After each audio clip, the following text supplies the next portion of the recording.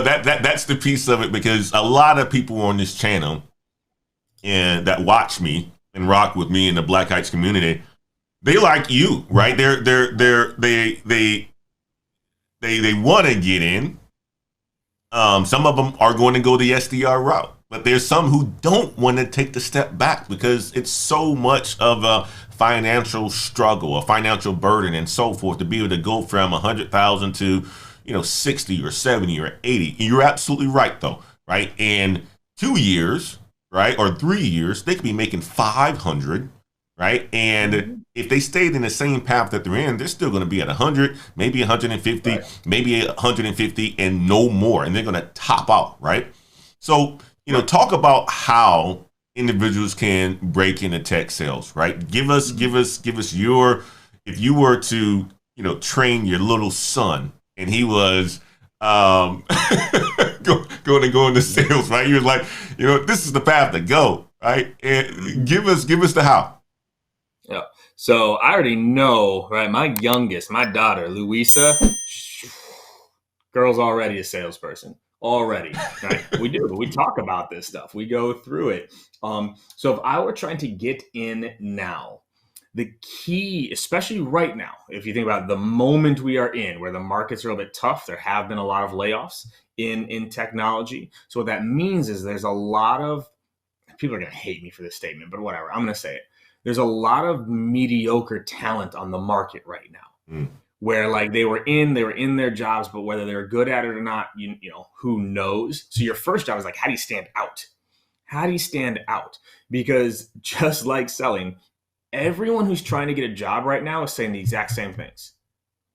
I was a top performing, top 15% at my company, right? Everyone's saying the same things. So you need to be able to say things that other people can't. So where I would start is, how are you developing yourself? Actually, I'm going to zoom out here real quick so people can see. So y'all see this behind me, ideally. Okay. This is just a fraction of the amount of books that I have read. You can even see down here, I got shelves down here of even more. I've got books in my garage. I've got almost 300 books on my cell phone in Kindle. I've got another 200 in my Audible. How many salespeople do you think can say that?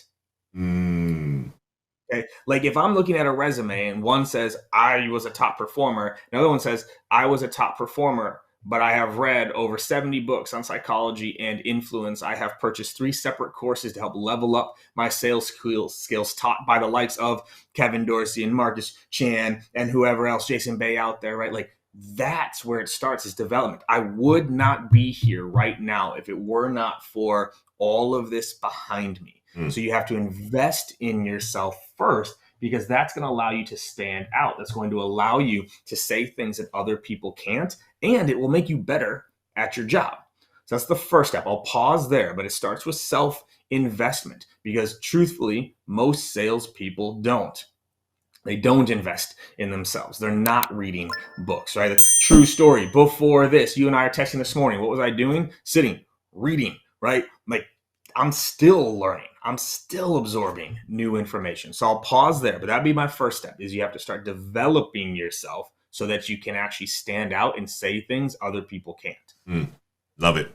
Love it. Love it. Continue on. Go ahead. Continue on, my man. Right.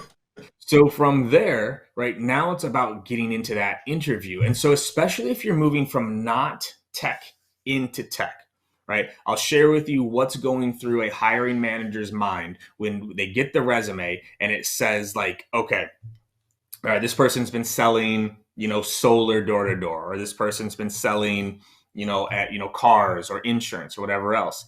What they're worried about is, one, how quickly can you learn technology?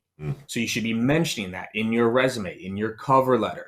Yes, you should be making a cover letter. Don't get me started on that at the moment. But again, we need to stand out, especially if you are coming from non-SaaS. If you're coming from non-tech, you have to explain, one, how quickly you can learn technology.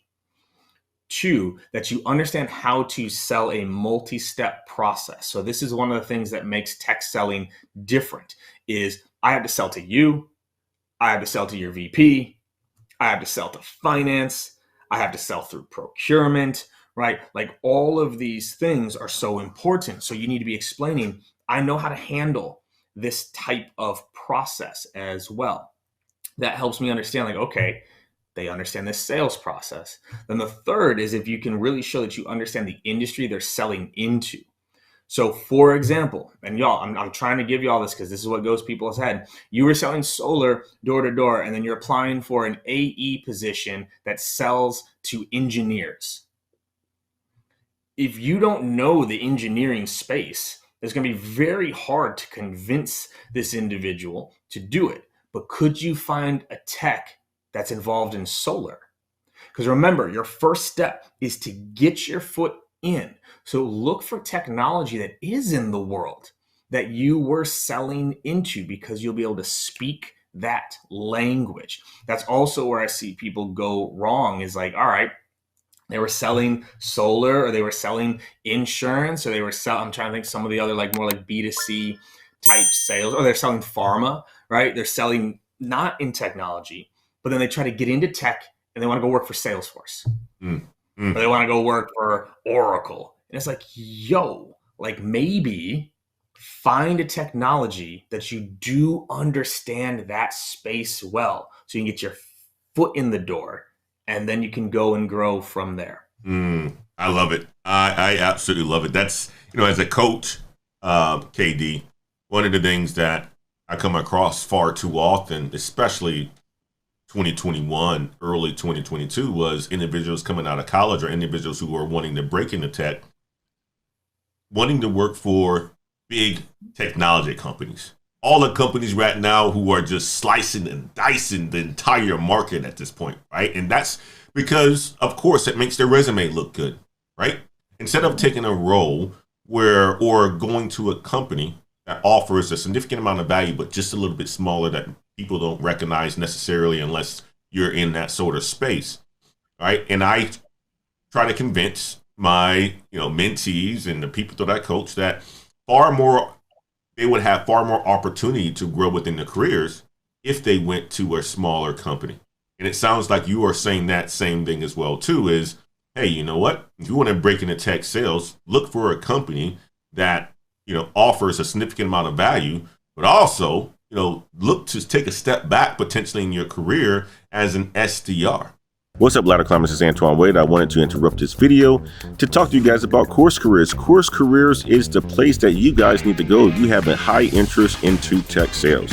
They will help you gain the skills that you need so that you can enter the tech sales world to make a whole bunch of money. Tech sales salaries early on is about $60,000, guys.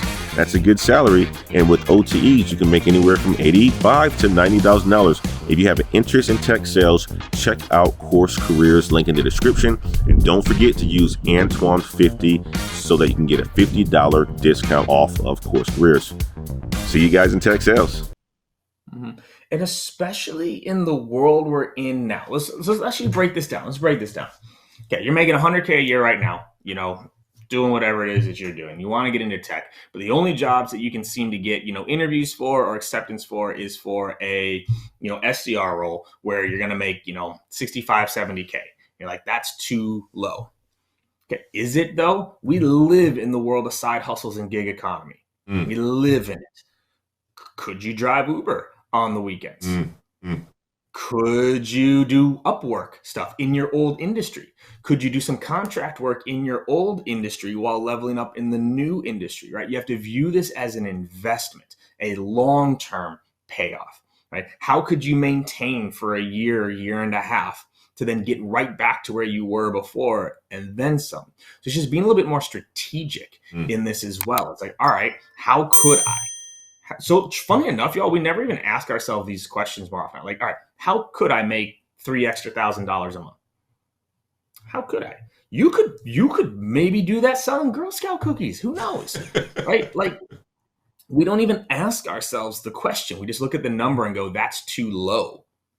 Versus how could I? Because 1 year, y'all, of doing this could quite literally 5 to 10x your income in 5 years.